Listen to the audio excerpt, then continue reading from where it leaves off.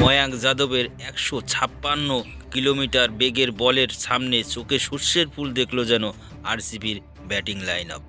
লক্ষ্ণের বিরুদ্ধে এক লজ্জাজনক হার উপহার পেল বিরাট কোহলিরা। কেকেআরের পর এবার ঘরের মাঠে এলএসজির বিরুদ্ধে লজ্জার হারের সম্মুখীন হতে হলো আরসিবিকে। টি-20 ক্রিকেটে 182 রানের টার্গেট বর্তমানে খুব বড় স্কোর নয়, তারপরও চেন্নাইস্বামী স্টেডিয়ামে ছোট মাঠে সমস্যা হওয়ার কথা নয়, কিন্তু সেই টার্গেট তাড়া করতে নেমে লক্ষ্ণের তরুণ পেসার ময়াঙ্ক যাদবের আগুনের বোলিংয়ের সামনে চোখে সর্ষের ফুল দেখল আরসিবির ব্যাটসম্যানেরা। ঘরের মাঠে এদিন টসে জিতে প্রথমে বোলিংয়ের সিদ্ধান্ত নেন আরসিবি। লখনৌ সুপার জায়ান্টের হয়ে টপ অর্ডারে একা লড়াই করেছিলেন কুইন্টন ডি কক। 81 রানের অনবদ্য ইনিংস খেলেন তিনি। 5টি 4 ও 8টি 4-এর সাহায্যে সাজানো ছিল তার ইনিংস।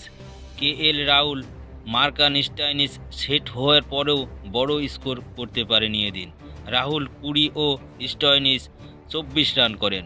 শেষের দিকে ঝোড়ো 21 বলে 40 রানের ইনিংস খেলেন নিকোলাস পুরান।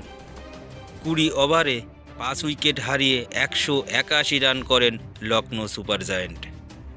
এই 182 রান তাড়া করতে নেমে ঘরের মাঠে নিয়মিত ব্যবধানে উইকেট হারাতে থাকে আরসিবি। বিশেষ করে গত ম্যাচে নজর কাড়া এলএসজির তরুণ পেসার বোলার ময়াঙ্ক যাদব এদিন আগুন ঝরানো বোলিং করেন। 4 ওভারে 14 রান দিয়ে গ্লেন ম্যাক্সওয়েল, ক্যামেরন গ্রিন, রজত পাতিদারের মতো উইকেট শিকার করে নেন তিনি।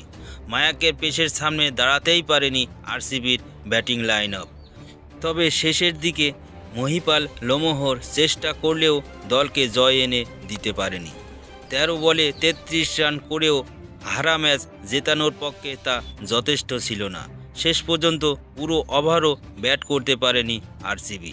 19.4 ওভারে 153 রান করে অল আউট হয়ে যায় আরসিবি। 28 রানে ম্যাচ জেতে কেএল রাহুলের লখনৌ সুপার জায়ান্ট। আর এই জয়ের ফলে পয়েন্ট টেবিলে এক লাফে 4 নম্বর পজিশনটি দখল করে লখনৌ সুপার জায়ান্ট।